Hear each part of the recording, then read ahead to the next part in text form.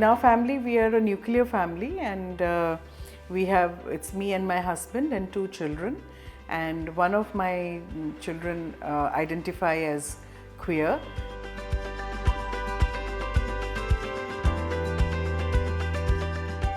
It took us a few months to understand.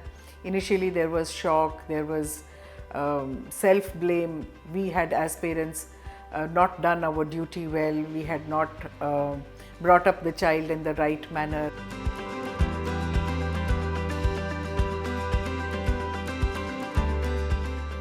We have to stand up for our children, because if we don't stand up for our children, nobody else will.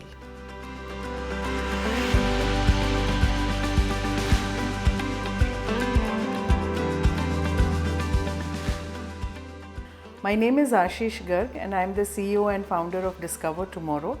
It is a not-for-profit advocacy platform. Our mission is to educate and create awareness for all those stakeholders who impact the life of a queer child.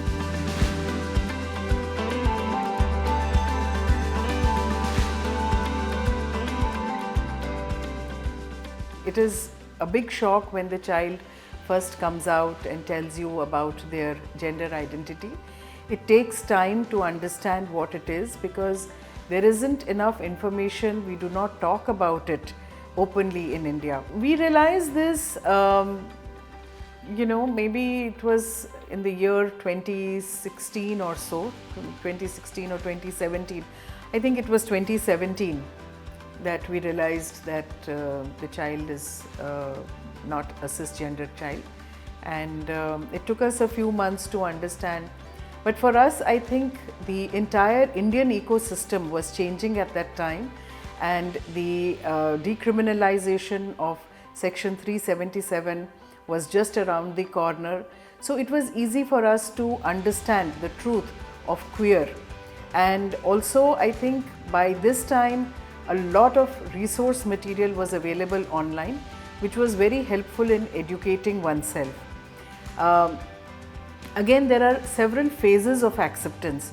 When you first find out that your child is queer, you go into a shock, and then you try to figure out how you can fix it. And it's only much later that you realize that this is not an illness, this is not a sin, you cannot cure it, there is nothing to be fixed about it. And that's when you realize, you start to seek what is the solution for this problem. How do you make sure that you accept your child for who they are, instead of trying to create negativity around this? And I think what was very helpful for us was that we were able to talk to a lot of parents who were going through the similar kind of struggles, and learning about their journey. Some of them, their journey was even tougher than ours. And that helped us to realize that these are children who should have a perfectly normal life. This is not something that they have chosen to be, but this is who they are. These children are so full of anxiety, so traumatized by years of rejection, by years of bullying, both in school and outside, that they are only just looking for your love. And they have the capacity to do exceedingly well.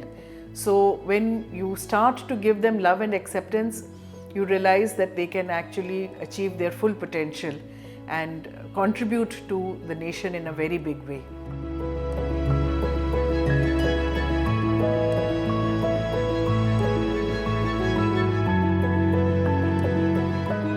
Social evils of dowry deaths, sati, female feticide, caste system, untouchability. We dealt with all these issues at the school level. We inculcated that in the curriculum, and we made sure that children learnt about the social evils of these. And this was a full generation of youngsters that grew up learning that these are social evils and they must be abhorred.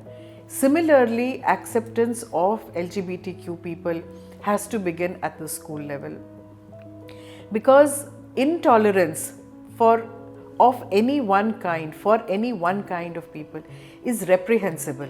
It is only the beginning of a much more dehumanizing, widespread intolerance for people, whether it is of caste, whether it is color of the skin, whether it is your gender, whether it is your social status, whether it is your financial status, then this whole intolerance starts to creep into every facet of your life. So the first thing that we have to do is to train our children, is to teach our children that everyone is equal and we have to learn to accept and live together. That is the basis of an inclusive society.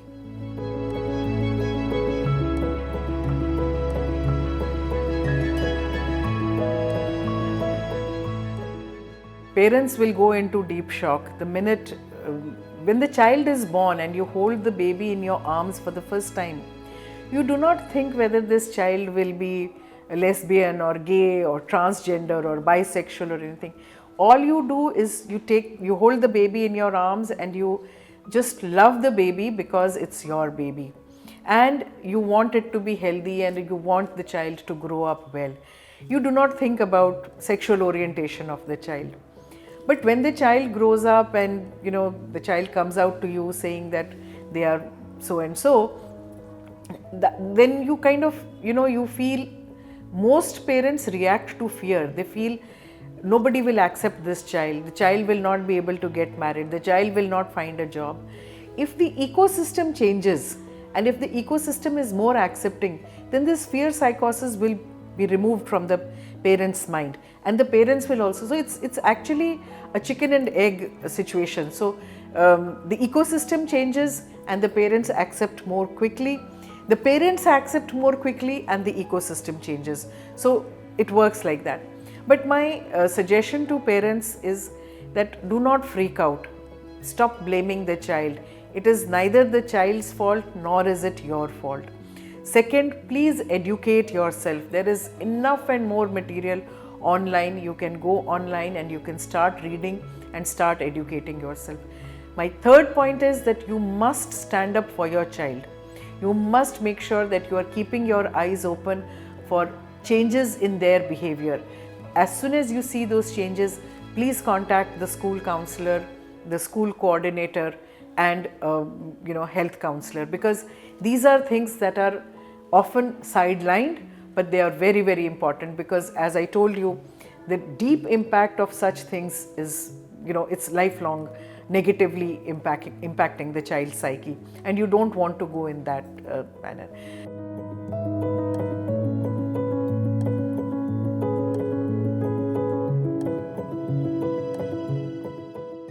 The problem for India is actually quite grave, because you're looking at 7 to 8% of the Indian population that now identifies as LGBTQ.